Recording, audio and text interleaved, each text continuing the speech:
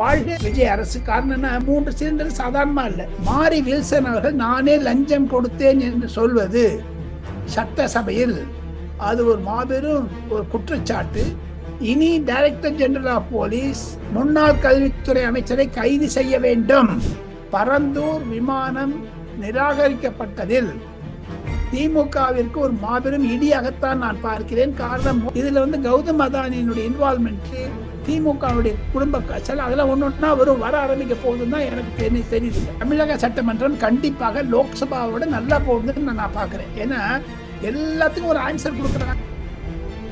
தமிழக சட்டமன்றத்தினுடைய முழு நடவடிக்கைகளை பார்த்தால் 100க்கு 95 மார்க் தரலாம்னு நினைக்கிறேன். ஏன்னா நல்லா பண்றாங்க.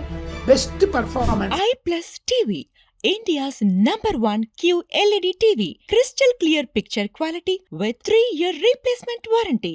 Smart voice, smart entertainment. 4ஆம் தூண் நேயர்கள் அனைவருக்கும் வணக்கம். இன்று நம் நிகழ்ச்சியின் சிறப்பு விருந்தினராக டெல்லியின் மூத்த பத்திரிகையாளர் திரு ராஜகோபாலன் அவர்கள் இணைந்துள்ளார். வணக்கம் சார். நமஸ்காரம். வணக்கம்மா. வணக்கம். வணக்கம் சார். கிட்டத்தட்ட 42 வருடங்களா நீங்க இந்த ஊடகத்துறையில பயணிச்சிருக்கீங்க. இதுல பல தலைவர்கள், பல ஆளுமைகளை பார்த்திருக்கீங்க. நம்ம இந்திரா காந்தி அவர்கள்ல இருந்து நரேந்திர மோடி அவர்கள்னு பல ஆளுமைகளை பார்த்திருக்கீங்க சார். ஆனா இங்க நம்ம தமிழ்நாட்டுல ஜேசிடி பிரபாகர் அவர்களும் விஜய் அவர்களும் அவங்களுடைய அந்த பேச்சு திறன்றது எப்படி இருக்கு, நம்ம சட்டமன்றத்தை எப்படி கொண்டு போறாங்க சார் தமிழ்நாட்டுல? 4ஆம் தூண் நேயர்களுக்கும் லலிதாவினுடைய ஒரு நேரடியாக்கு நன்றி.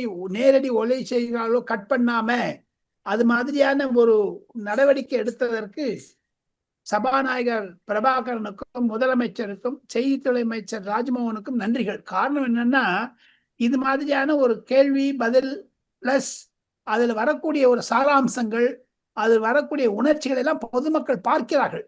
அது திமுக அரசாங்கத்திலோ அல்ல அம்மையார் ஜெயலலிதா காலத்திலோ கூட இருந்து கிடையாது. இது ஒரு நூதனமான டெக்னாலஜி இம்ப்ரூவ் ஆகிட்டு இருக்குது. இப்ப நான் உங்களோட பேசும்போது நீங்க கூப்பிட்டீங்க, நான் டாக்ஸியில வந்துட்டு இருந்தேன். அந்த டாக்ஸியில வரைச்ச கூட நான் மொபைல்ல அதை பார்த்துட்டு வந்து தமிழ்நாடு நிகழ்ச்சியை தெரியுது, நம்மளுக்கு பார்த்தா புரியுது, ஒரு ட்ரெண்ட் புரிஞ்சுக்க முடியுது. ஆனால் இன்று தமிழக அரசியலில் சில மாற்றங்களை நான் எதிர்பார்க்கிறேன். கூடிய விரைவில் காங்கிரஸோட நிலைப்பாடு தமிழ் வெற்றி கழகத்துடன் எப்படி இருக்கும் என்ற சந்தேகம் எனக்கு வர ஆரம்பித்து விட்டது லலிதா. ஆனா இன்னைக்கு சட்டமன்றத்துல பல திட்டங்கள், அதுவும் குறிப்பாக பெண்கள் என்னவெல்லாம் எதிர்பார்த்தார்களோ அந்த திட்டங்கள்லாம் முதல்வர் அவர்கள் ஓகே சொல்லியிருக்காரு, அமலுக்கு வரப்போகுதுன்னு சொல்லியிருக்காரு சார். இதை எப்படி பாக்குறீங்க சார்? வரவேற்கத்தக்கதுதான். கண்டிப்பாக தமிழக முதலமைச்சருக்கு ஒரு பல்ஸ், பொதுமக்களுடைய நாடி துடிப்பு தெரிகிறது. அதனால்தான் அவர் ஒத்துணுட்டாரு. அதை வரவேற்கிறது. 3 சிலிண்டர் என்பது 6 சிலிண்டர் ஏன் கொடுக்கவில்லை என்றெல்லாம் திமுகவும் பாஜகவும் கேட்கிறார்கள். அதற்கு தவறு கிடையாது. போக போக கொடுப்பாங்க. இப்போ டீசல் வேலையை குறைக்கிறேன்னு நாங்களே, திமுக 5 வருஷம் குறைச்சாங்களா? இல்லையே.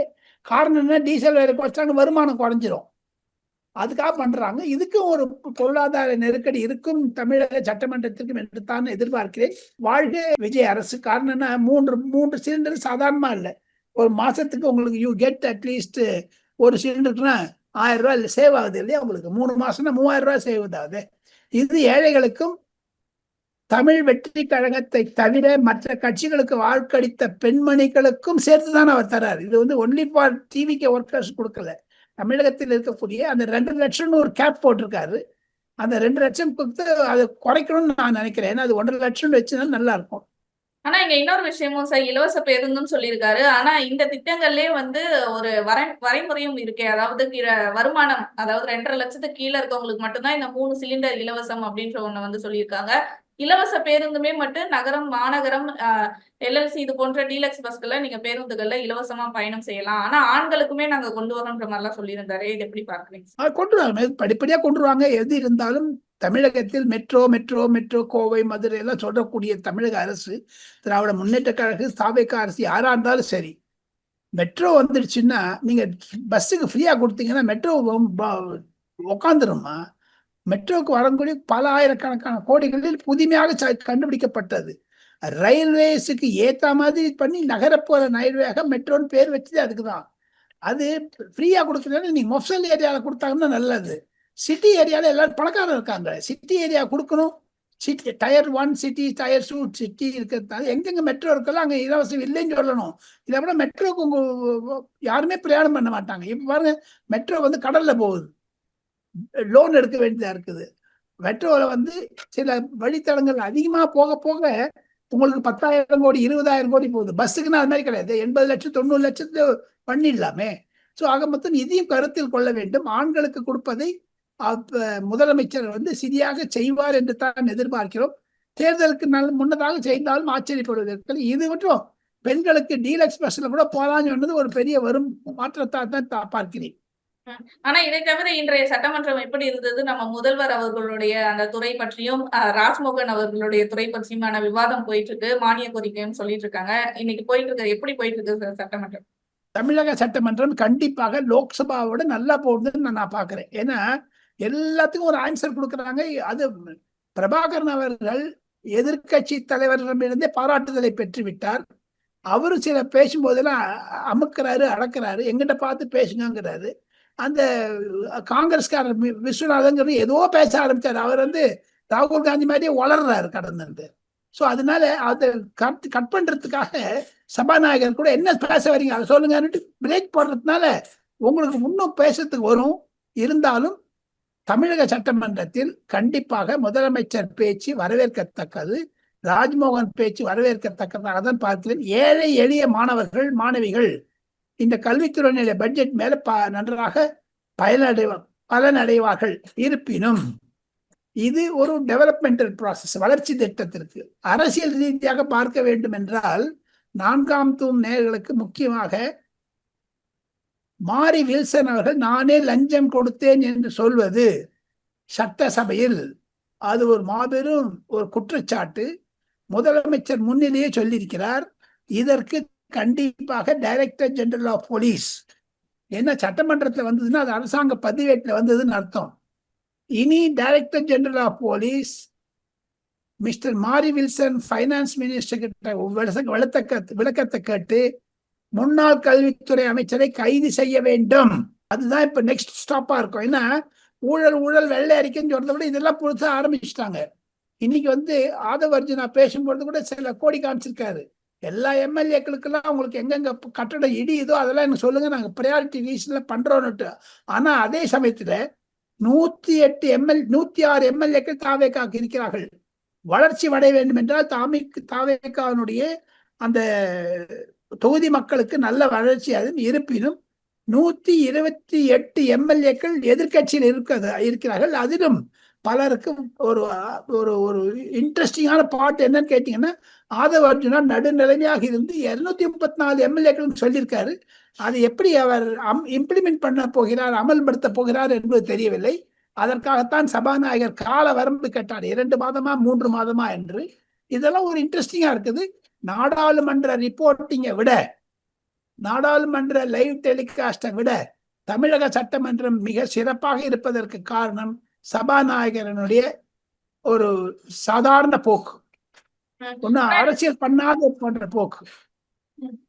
ஆனா இங்க இன்னொரு விஷயமும் சார், கடந்த திமுக ஆட்சியில இருந்து இப்ப வரைக்கும் போராடி கொண்டிருந்த பரந்தூர் மக்களுக்கு வந்து ஒரு விடுதலை கிடைச்சிருக்கு, அவங்களுக்கு ஒரு நல்ல செய்தி கிடைச்சிருக்குன்னே சொல்லலாம். அந்த விமான நிலையம் வந்து கைவிடப்பட்டிருக்கு அங்க கட்டுறத.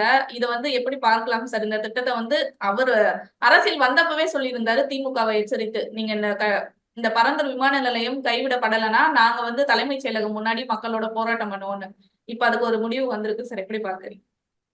அது தமிழக வெற்றி கழகத்தினுடைய நிலைப்பாட்டை அவர் அமல்படுத்தி இருக்கிறார்.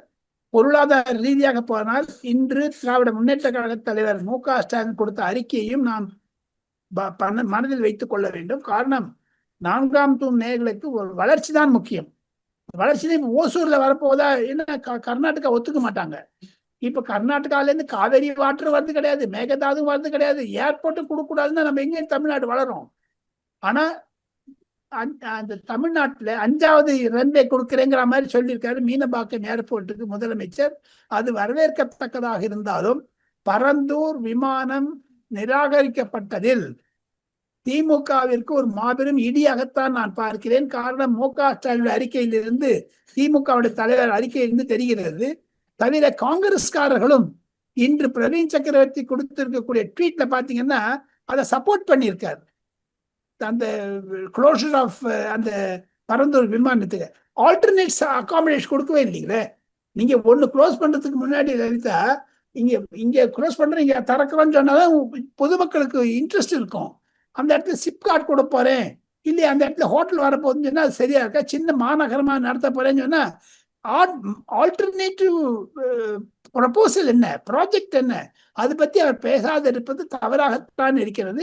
இது தமிழ்நாட்டினுடைய வளர்ச்சிக்கு தொங்கலை கொண்டு விடும், தயக்கம் தாழ்வை ஏற்படுத்தும் என்பதுதான் என்னுடைய பர்சனல் ஒப்பீனியன். அரசாங்கம் செய்தது வாழ்க்கையில் சரியா இருக்கணும், நோ ப்ராப்ளம். ஆனா 3 வருடங்கள் போராட்டத்திற்கு ஏற்ப செய்தாலும் இதுல திமுகவிற்கு இழக்கு ஏற்பட வேண்டும் என்பதற்காகத்தான் செய்கிறார்கள். இதுல ஒரு அரசியல் வரும் பார்த்துருந்தீங்களே போக போக. இதுல கௌதம் அதானியினுடைய இன்வால்மெண்ட், திமுகவுடைய குடும்ப காய்ச்சல், அதெல்லாம் ஒன்னொன்னா வர ஆரம்பிக்க போகுதுன்னு தான் எனக்கு தெரியுதுங்க. இது அதானிக்கு இருக்கிறதுனால காங்கிரஸும் இவங்க சேர்ந்து பண்றாங்க. இது திராவிட முன்னேற்ற கழக அரசாங்கத்திற்கு எதிராக இருந்தாலும் திமுகவை இன்னும் மேலும் ஒரு ஊழலில் மாற்றிவிடும் இந்த வித்ட்ராயல். ஏன்னா திமுக காரங்கள்லாம் நிறைய இந்த அதானி கட்டுக்கெல்லாம் நெருக்கமா இருந்ததுக்கெல்லாம் வெளில வரும் கொஞ்சம் கொஞ்சமா. அதெல்லாம் ஆதவ அர்ஜுனா மூலமா நான் பார்க்கலாம்.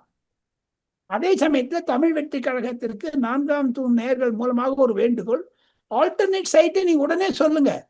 தமிழ்நாடு வெற்றி பெற வேண்டும் என்றால் தங்களுடைய வாழ்காலத்து, அதாவது இந்த அரசாங்க காலத்திலேயே எப்படி யோகி ஆதித்யநாத்தும் தேவேந்திர பட்னவிஸும் மகாராஷ்டிராவிலும் உத்தரப்பிரதேசத்திலும் 2வது விமானத்தை கொண்டு வந்தார்களோ, டெல்லியில 2வது விமானம் வந்துருச்சுங்கம்மா ஜேவர் என்ற இடத்துல. அதே மாதிரி பாம்பேல நவி மும்பைன்னு வந்துருச்சு. பிரதமர் நரேந்திர மோடி சென்னையிலும் வரணும் என்று பாடுபட்டார். அதற்கு ஏற்ப வளர்ச்சி திட்டத்தில் மோடியும் விஜயும் ஒன்றாக இருக்கிறார்கள். இருவரும் கலந்து கொண்டு சீக்கிரத்தை ஏற்பட்டு முடிக்கணும். ஏன்னா 5 trillion எக்கானமி பண்ணோம்னா ரொம்ப நாள் ஆகும். பிளஸ் உங்களுக்கு போக்குவரத்து குறைஞ்சிட்டே வருது. அண்டை மாநிலங்களான கர்நாடகா, ஆந்திராவுக்கு அந்த பெரிய விமான நிலையம் வைட் பாடி ஏர்கிராஃப்ட் பேர் அதுக்கு. சிங்கப்பூர் ஏர்லைன்ஸ்லாம் தமிழ்நாட்டில் இறங்கதே கிடையாது. அந்த ஏர்பஸ் 330க்குலாம் லேண்டிங் ஃபெசிலிட்டியே கிடையாது. ஏன்னா அதுக்கு ரன்வே 5 கிலோமீட்டர் 6 கிலோமீட்டர் ஒரு ஸ்டாட்டிஸ்டிக்ஸ் இருக்குது. தமிழ்நாட்டில் இல்லவே இல்லை. அதை திமுக அதிமுக செய்த துரோகம், அதை விஜய் அவர்கள் நிவர்த்தி செய்ய வேண்டும் என்பதுதான் என்னுடைய வேண்டுகோள். ஏன்னா ஒவ்வொரு ஏர்கிராஃப்ட் வருதுன்னா லலிதா, அதனுடைய வெயிட், ஹைட், கெப்பாசிட்டி எவ்வளவு தூரம் அது 12 டயர், 24 டயர், 36 டயர்லாம் இருக்குது. அந்த ஏர்கிராஃப்ட் டைமென்ஷன்ஸ்லாம் டிஃப்ரெண்ட். எப்படி இறங்குதுன்னு பாருங்க. அமெரிக்கா, கனடா, ஆஸ்திரேலியாலேருந்து எல்லாம் பெங்களூருக்கும் ஹைதராபாடுக்கும் இருக்குது. தமிழ்நாட்டுக்கு கனெக்டிவிட்டியே கிடையாது, எக்ஸப்ட் சிங்கப்பூர் அண்ட் கொலம்போ. ஆக மொத்தம் இதில் இருந்து ஒன்று தெரிந்து கொள்ள வேண்டும். விஜய் அவர்களுக்கும் வேண்டுகோள், திராவிட முன்னேற்ற கழகத்துக்கும் வேண்டுகோள், சுகமாக செய்து கூடிய சீக்கிரம் ஒரு 2வது விமான நிலையம் தமிழகத்திற்கு தேவை. கண்டிப்பாக சார். ஆனா இப்ப சமீபத்துல ஸ்டாலின் அவர்கள் பேசியிருக்காரு, ஒரு லட்சக்கணக்கான பேர் பண்ண தப்பு இப்ப கோடிக்கணக்கான பேர் மக்கள் பாதிக்கப்பட்டிருக்காங்கன்ற மாதிரி ஒரு கல்யாண வீட்டுல ஸ்டாலின் அவர்கள் பேசியிருக்காரு சார். அந்த பேச்சை எப்படி பாக்குறாங்க? இந்த பேச்சை நானும் கேட்டேன். அவர் பேசியதில் அர்த்தம் இருக்கிறது என்று எடுத்துக்கொண்டாலும், கடந்த 3 வருடங்களாக பரந்தூருக்காக அவர்கள் கொடுத்த ஒரு வாக்குறுதிகள், அந்த இருக்கக்கூடிய பொதுமக்கள், லட்சக்கணக்கான மக்களுக்கு புலம்பெயர் பெற்றார்கள். அவர்களுக்கெல்லாம் வீடு கட்டி கொடுத்து, நிலம் கொடுத்து, எவ்வளோ அக்விசிஷன் பண்ணி கொடுத்துருக்காங்க. அதுல ஒரு மூவர் கமிட்டி மெம்பர் ஏவாவேலு, அப்புறமா 3 அமைச்சர்லாம் போய் பேசினாங்க அந்த இடத்துல பரந்தூர்ல. ஆக மொத்தம் இந்த பரந்தூர் ஏர்போர்ட் இனி அரசியலாக்கப்படும். தமிழகத்தில் பரந்தூர் விமான நிலையம் என்பது ஒரு பேச்சு பொருளாகிவிடும். சீக்கிரமே தமிழ் வெற்றி கழகம் ஆல்டர்னேட் விமான சைட்டை சொல்லணுங்க. ஆனா அதுலயே ஆராசா பேச்சு நீங்க கேட்டிருப்பீங்கன்னு நினைக்கிறேன். ஆராசா சர்ச்சைக்குரிய பேச்சு பேசியிருக்காரு. ராஜாவை பற்றி பேசாதீர்கள். எடப்பாடி பழனிசாமி பத்தி பேசினாரு, நரேந்திர மோடி பத்தி பேசினாரு. ராஜா பேசியது தவறு. அது மாதிரி பேசி இருக்க கூடாது. ஒரு முதலமைச்சர் என்பது 8 கோடி தமிழர்களுக்கு முதலமைச்சர். அவர் பேசுவது தவறு. ஏற்கனவே 2021 பேசும்போது எடப்பாடி பழனிசாமி தாயை பற்றி சொன்னார். பிறகு பல விவாதங்களில் அவர் மாட்டிக்கொண்டிருக்கிறார், சிக்கிக் கொண்டிருக்கிறார். ராஜாவினுடைய ஒரு பேச்சு தவறான பேச்சு. கண்டிப்பாக சார். டோட்டலா இன்றைய சட்டமன்றம் மக்கள் எதிர்பார்த்த அளவுக்கு இருக்கா? மக்கள் அந்த பெண்கள் எதிர்பார்த்த அந்த 2500 இன்னும் ஒரு கேள்வியா வச்சுட்டு இருக்காங்க, எதிர்கட்சிகளும் சரி மற்றவர்களும் சரி. அதுக்கு என்ன பதில் சார்? அது பதில் கூடிய விரைவில் இடைத்தேர்தல் வரும்பொழுது சொல்லுவார். தவிர தமிழக சட்டமன்றத்தினுடைய முழு நடவடிக்கைகளை பார்த்தால் 100க்கு 95 மார்க் தரலாம்னு நினைக்கிறேங்க. ஏன்னா அவர் நல்லா பண்றாங்க, பெஸ்ட் பர்ஃபார்மன்ஸ். எதிர்கட்சிகளுக்கும் டைம் தராரு, ஆளுங்கட்சிகளுக்கெல்லாம் டைம் தராரு. இது ஒரு ஜனநாயக ரீதியில் நடக்கிறது. லோக்சபா ஸ்பீக்கரோடு நல்லது. வரக்கூடிய நாட்களில் பிரதமர் பிரதமர் என்று விஜய் முன்மொழிந்தாலும் நான் சொல்லுகிறேன், பிரபாகரனை லோக்சபா ஸ்பீக்கராக முன்மொழியலாம். பிரதமரே ஆனாலும் சபாநாயகரா அங்க லோக்சபால நம்ம இவர்தான் இருக்கணுமா சார்? ஜேசிடி பிரபாகர். ஆமா, பிரபாகரன் தான் இருக்கணும். ஏன்னா நல்லா கண்டக்ட் பண்றாரு. ஆங்கிலம் புரிந்தவர், தெரிந்தவர், அம்மையார் ஜெயலலிதாவிடம் எம்ஜிஆரிடம் பழகியவர், நாட்டு நடப்பு தெரியும். அதனால he is conducting the house very extremely well. அவருக்கு பாராட்டுதல்கள். கண்டிப்பாக சார். பல விஷயங்கள் மக்களுக்கு சொல்லியிருக்கீங்க. நிறைய தெரியாத விஷயங்களும் பகிர்ந்திருக்கீங்க சார். தொடர்ந்து பேசுவோம் பல நிகழ்வுகளை பற்றி. நன்றி.